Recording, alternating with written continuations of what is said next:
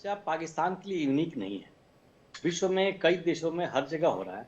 लेकिन बाकी समय के साथ सारे देशों ने अपने कदम उठाए हैं और कुछ रेमेडियल मेजर्स इंट्रोड्यूस किया है, जिसकी वजह से पानी की समस्या को निराधार जिसको सॉल्यूशन किया जा सकता है।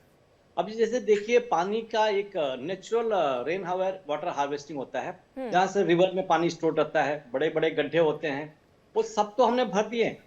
ये रिवर में भी जो मिट्टी नीचे भरती रहती है उसको निकाल के खाली करना पड़ता रहता है ताकि पानी वहाँ रहे।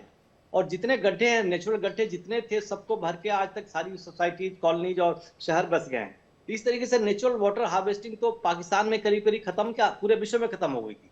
तो लेकिन इसका एक सही तरीका कई देशों ने, भारत का एक उदाहरण दूंगा मैं, भारत ने कैसे लिया। देखिए भारत ने रेन वाटर हार्वेस्टिंग का बहुत बड़ा कदम एंड बहुत बड़ा इनिशिएटिव लिया। जैसे मध्य प्रदेश में, गुजरात में देखिए रेन वाटर हार्वेस्टिंग के लिए गड्ढे सारे रिवाइव किए। और ये इवन जो नेशनल हाईवे अथॉरिटी जो बन रही है उसके किनारे किनारे ये गडकरी जी ने काफी अच्छे इनिशिएटिव लिए थे और वो पानी का लेवल हर एरिया में देखा गया कि काफी बढ़ गया है। हम्म। इसके अलावा देखिए हमारे यहाँ एरिड और डेजर्ट रीजन थे, जैसे पाकिस्तान में भी कुछ है, वहां पर लोगों ने पेड़ लगा दिए। गुजरात और मध्य प्रदेश एक बहुत बड़ा उदाहरण है, जहां पर पेड़ों लगाने से बारिश भी बढ़ गई और पानी भी जमीन में रिटेन होने लगा। ये सब कदम ओवरनाइट नहीं होंगे शरीफ जी, 1 घंटे, 1 दिन, 1 महीने में, 6 साल में नहीं कर सकते, बल्कि उनको ये सब कदम शुरुआत से ही शुरू करनी पड़ती थी। लेकिन ये पाकिस्तान का जो कंट्रोल था, पाकिस्तान पॉलिटिकल लीडरशिप के अंडर तो था ही नहीं, ताकि उनके साइंटिस्ट या कुछ और सजेस्ट कर सके और डिसीजन लिया जा सके। वहां भी एग्रीकल्चर साइंटिस्ट हो गए जो पहले रिकमेंडेशन करते रहे होंगे, लेकिन कोई ध्यान नहीं देगा, बिकॉज ये तो आर्मी के बस में है। आर्मी को पानी की कमी की कभी महसूस होती नहीं। तो अपने जितने सेल्फ सेंटर्ड हैं उनकी परेशानी जब होगी तभी कुछ कदम उठाते हैं। अब नतीजा ये हुआ, कितनी हालत हो गई है कि वाटर लेवल 700 फीट तक ये चला गया। अगर पाकिस्तान में जो पानी जो आता है इंडस रिवर का, वो इंडिया से जाता है। इंडिया ने अब मानवता के नाते कहीं कोई रिस्ट्रिक्शन नहीं लगाया, सफिशिएंट पानी पाकिस्तान को देते रहे। राइट। इसके बावजूद भी वहां समस्या हो रही है, बिकॉज रिवर में कंटिन्यूअसली सैंड और मिट्टी पहाड़ों से आती रहती है। उसको भी डीसिल्टिंग करना पड़ता है, क्लियर करना पड़ता है, ताकि पानी का लेवल और वहां स्टोर हो सके, रुक सके। जितने नेचुरल गड्ढे होते हैं, जितने थे जहाँ पानी ओवरफ्लो, बाढ़ आती है तो उधर जाता है, वो सब रुके, वो तरीके से वो नीचे जाता है पानी। और रेन हार्वेस्टिंग उसकी तरीके से होता है। जितनी अभी जैसे बनाया गया है, हमारे यहाँ कर रहे हैं कि जितने भी बिल्डिंगें बन रही हैं सब में रेन वाटर हार्वेस्टिंग का एक इंस्ट्रूमेंट लगाना, मतलब रेन वाटर हार्वेस्टिंग को इम्प्लीमेंट करना अत्यंत आवश्यक है। विदाउट दैट वो हमारे ये बिल्डिंग पास नहीं होते। ये सब नियम बड़े तरीके से लगाया गया है कि हर शहर में, हर घरों में रेन वाटर हार्वेस्टिंग लगाने का, रेन वाटर कर्नल हार्वेस्ट करने शिवदान के जी, लिए। मैं आपके पास आऊंगी सर, क्योंकि सर ने अभी इंडस वैली ट्रीटी का जिक्र किया और हाल फिलहाल में अगर मैं बात करूं तो मौजूदा जो भारत की सरकार है, मोदी सरकार है, वो इस पर रीनेगोशिएट करने की सोच रही है। और ये कहना गलत नहीं होगा कि ये सही समय है जब आप इसके जरिए बहुत सारी डिप्लोमेटिक डिसीजन और कह सकते हैं आतंकवाद पर पाकिस्तान के कंट्रोल कर सकते हैं कि देखिए संभल जाइए, वरना आपके देश में पानी की क्राइसिस हो रही है और यहाँ पर हम इस ट्रीटी को लेकर रीनेगोशिएट करने के लिए रेडी हैं। कदम है कि ट्रीटी को रीनेगोशिएट कर रहे हैं और समय के हिसाब से उसमें बदलाव किए जाएंगे। मगर मैं यहाँ एक चीज क्लियर कर देना चाहता हूं, जो पिछले लंबे समय से सारे लोगों ने पाकिस्तान को ये चेतावनी दी थी, इंसानियत के नाते ये जो आपने आतंकवाद पर जो को एक अपना देश का प्रमुख मुद्दा बनाया हुआ है, जिसमें आपने पूरा ध्यान दिया हुआ आतंकवाद के ऊपर, इसके आपके ऊपर इफेक्ट होंगे जाकर के आपकी जनता के साथ। जनता के साथ क्या इफेक्ट हो गए? आज पाकिस्तान सारे नेचुरल रिसोर्सेज पर्याप्त मात्रा में अवेलेबल होते हुए, वहां पर बढ़िया जमीन होते हुए, सारा संसाधन होते हुए, आज पाकिस्तान गरीबी से क्यों जूझ रहा है? खाने पीने क्यों कमी हो रही है? क्योंकि पाकिस्तान की सरकारों ने 80 के दशक से खासकर जब से अमेरिका ने अफगानिस्तान में पाकिस्तान के तालिबान बनाकर के नौजवानों को भेजा, तब से पाकिस्तान का केवल एक ही उद्देश्य रहा है कि कैसे आतंकवादी तैयार किए जाएं और पड़ोस के मुल्कों में उनको भेज करके अशांति फैलाई जाए। आज उस नीति का पाकिस्तान को खुद तंगी हो रही है, उसका साइड इफेक्ट पाकिस्तान को पड़ रहा है कि किस प्रकार से जो समय, जो धन देश के विकास या डेवलपमेंट पर खर्च होना चाहिए था, वो धन पाकिस्तान ने वहां की आतंकवाद को बढ़ावा देने के लिए खर्च किया। इस चक्कर में पाकिस्तान में विदेशी निवेश कुछ नहीं आया, पाकिस्तान का प्रोडक्शन बिल्कुल जीरो हो गया, इंडस्ट्रियल प्रोडक्शन, जिसके कारण पाकिस्तान के पास कोई धन नहीं है जो इंसानियत के बेहतरी के लिए खर्च किया जा सके, जिससे कि नदियों के पानी को शहरों में पीने के लिए सप्लाई किया जा सके या कुछ और किया जा सके।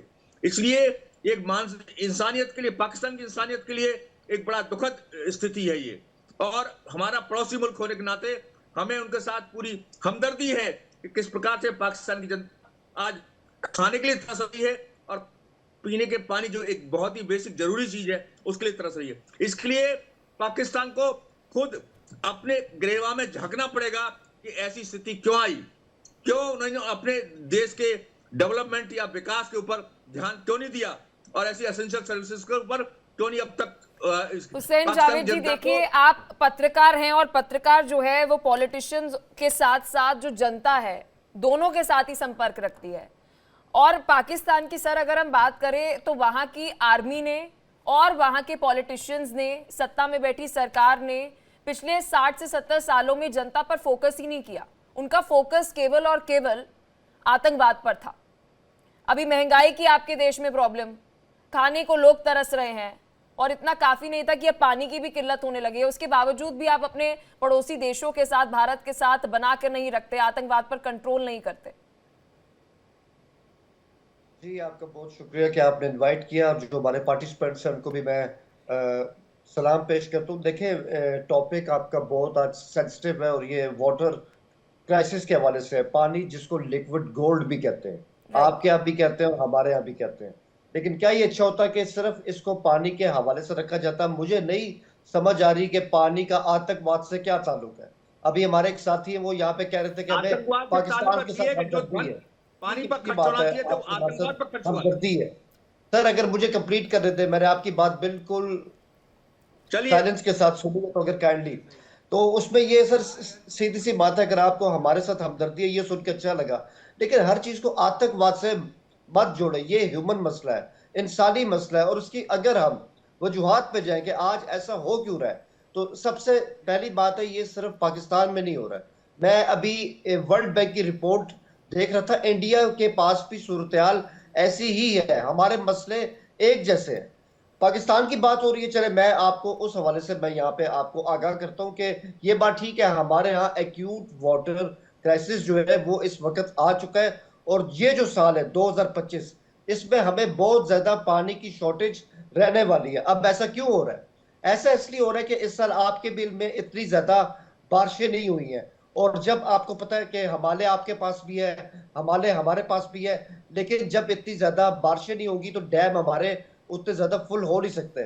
फिर एक और बात बिल्कुल सही है कि over the period of time हमारे यहाँ डैम उतनी तेजी से नहीं बने जैसे कि इंडिया में बने। और ऑब्वियसली डैम होता क्यों है कि आपका जो पानी होता है, जो आपको बारिशों से मिलता है, जो आपके ग्लेशियर से आता है, उसकी स्टोरेज हो सके, तो वो स्टोरेज हो नहीं सकी है, और यही वजह कि आज हमारे पास हुसैन जी स्टोरेज के देखिए हवाले से कितनी खूबसूरती से आपने ये बात कबूल कर ली। जो कर्नल शिवदान जी कह रहे थे कि आपने अपना सारा फोकस, अपने देश की जितनी भी इन्वेस्टमेंट है वो आतंकवाद पर कर दी, बजाय इसके अगर आप खुद ही बोल रहे हैं सर, नो सर, आप अभी मना तो कर रहे हैं, अभी आपने खुद बोला और मैं कोट कर रही हूं आपको, आपने कहा कि हमारे देश में डैम्स नहीं बने।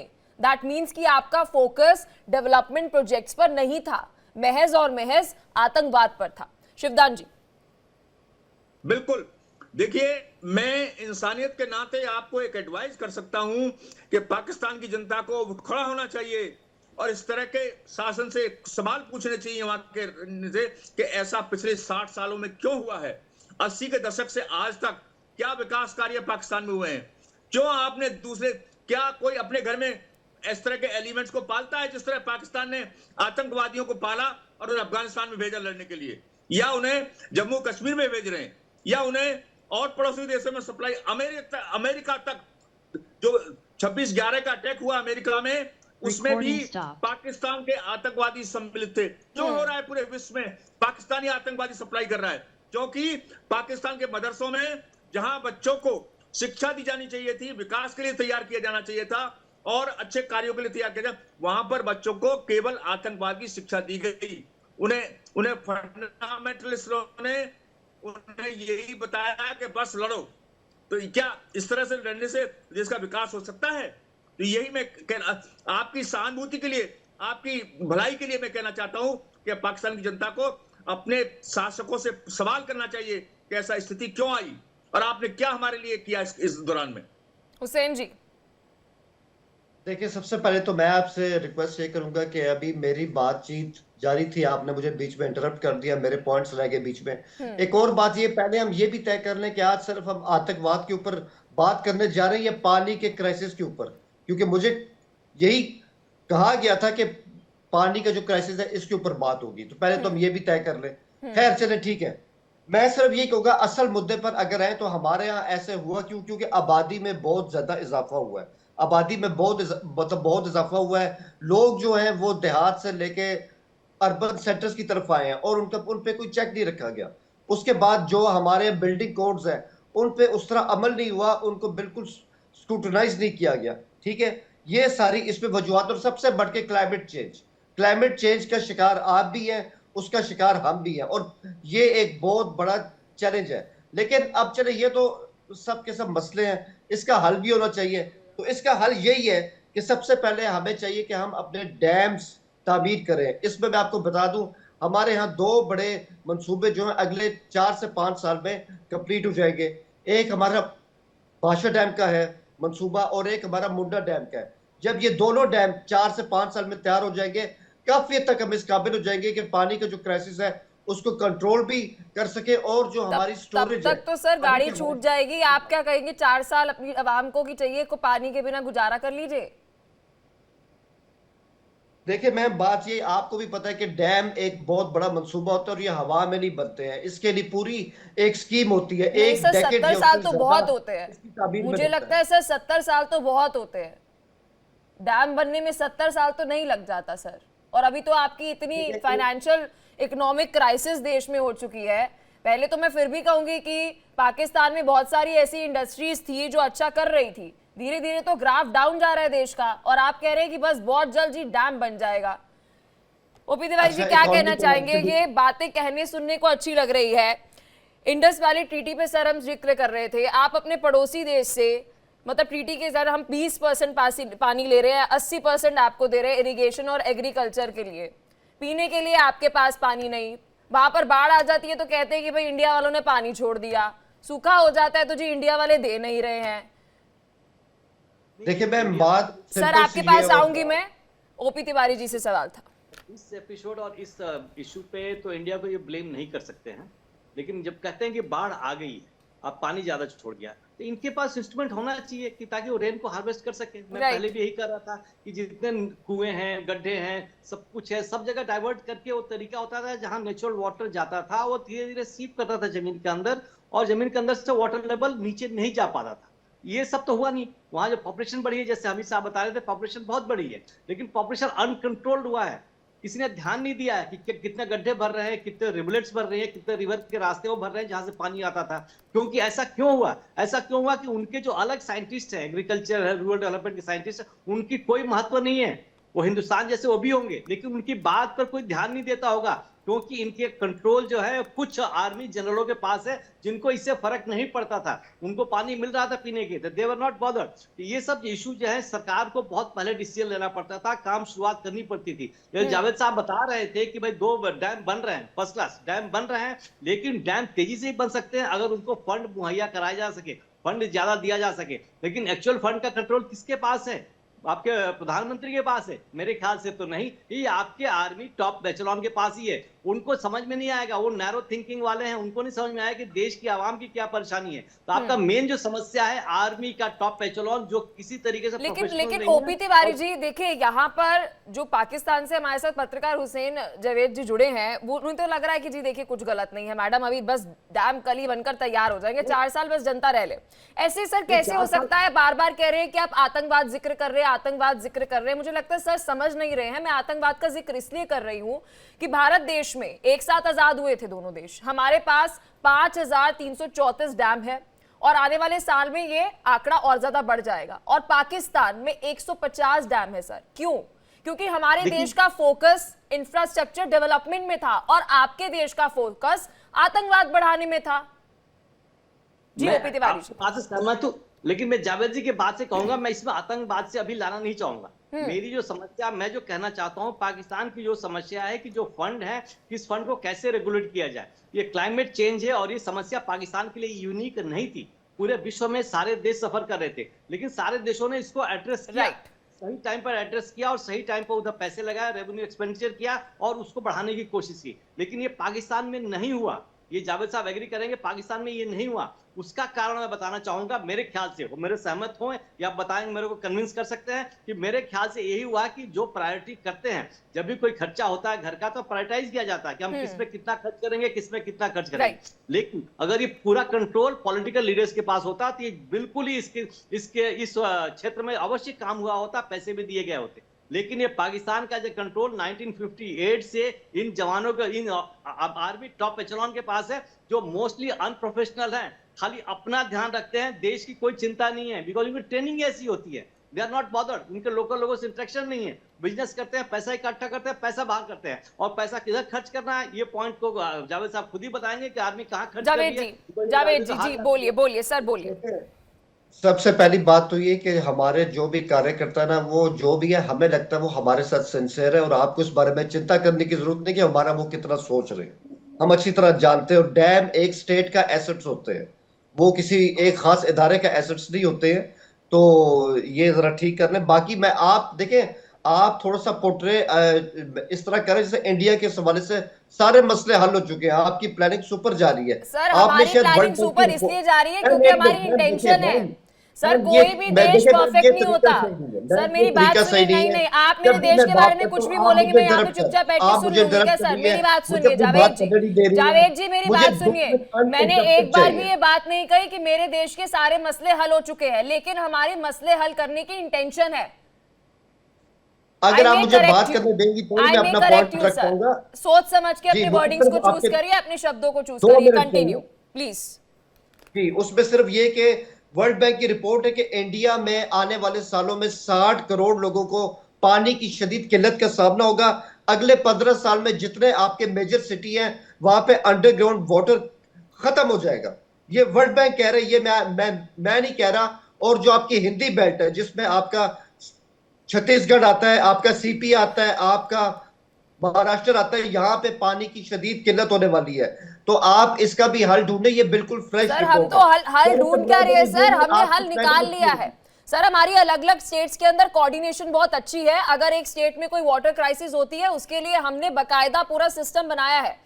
वाटर हार्वेस्टिंग से लेकर डैम्स हमारे देश में बन रहे हैं। आपकी तरह हम करप्ट नहीं है, हमारी देश की आर्मी और साथ ही वहां के पॉलिटिशियन। आप शायद सर समझ नहीं रहे हैं कि आप कह रहे हैं कि मेरे देश में मसले नहीं है, मैं कह रही हूँ सर है, भारत में भी मसले हैं, लेकिन हल करने की यहाँ पर एक इंटेंशन है, मंशा है। आपके देश में ना ही आर्मी की मंशा है, ना ही पॉलिटिशियंस की मंशा है। ओपी तिवारी जी। मैडम, अगर मंशा है, अगर ऐसी मंशा है तो देखिए, हमारे जैसे रोड का इंफ्रास्ट्रक्चर बन रहा है, रोड का इंफ्रास्ट्रक्चर पूरे हिंदुस्तान में बहुत तेजी से बढ़ रहा है। जावेद साहब इसको नकार नहीं सकते। और इस रोड के किनारे किनारे हमने रेन वाटर हार्वेस्टिंग का गडकरी जी ने जैसे इनिशिएटिव लिया था, इतना बढ़ाया है कि पिछले 2 साल के अंदर छत्तीसगढ़ और झारखंड की जहां बात कर रहे हैं, जहां वर्ल्ड बैंक ने रिपोर्ट दिया था, आज की रिपोर्ट नहीं पड़ेगा, वो वाटर लेवल बहुत ऊपर आ चुका है। बिकॉज ये सारा वाटर हम रिटेन कर ले रहे हैं, बरसात का पानी को बाहर जाने नहीं दे रहे। जितने गड्ढे मिल रहे हैं और मिट्टी निकाल के हमने रोडवेज बना रहे हैं, उन गड्ढों को हम रिवाइव करके ऐसा सेव कर ले रहे हैं ताकि पानी का लेवल अच्छा हो जाए। ये समस्या जो वर्ल्ड बैंक की थी, जानकारी लेते हुए हमने इसका संज्ञान में लिया है इशू को, और हमने काम करना शुरू कर दिया। हमारी सरकार ने, हमारे इंजीनियर्स ने काम करना शुरू कर दिया। हमारे इंजीनियर जो हेल्प, जो पोटेंशियल जो रिपोर्ट देते हैं, हमारे मंत्री इसको इंट्रोड्यूस करते हैं। ये वाटर की समस्या इन्होंने नहीं थी, लेकिन रोडवेज के मिनिस्टर ने उन्होंने इंट्रोड्यूस कर दिया। ये पूरे Chhattisgarh, Maharashtra, all the coastal belt, जहां सबसे ज्यादा परेशानी थी पानी की, वहां सब कुछ धीरे धीरे वाटर लेवल ऊपर आ रहा है। समय दूर नहीं है कि हमारी समस्या खत्म हो जाएगी। हमें वर्ल्ड बैंक का हम थैंक्स करते हैं कि उन्होंने पहले बता दिया और हमने रेमेडियल मेजर शुरू कर दिया। ये बात सही कर रहे हैं कि पूरा विश्व इससे सफर कर रहा है, लेकिन सारे देशों ने इसके सुधार के लिए, इस प्रॉब्लम को ओवरकम करने के लिए अपने स्टेप्स ले लिए हैं।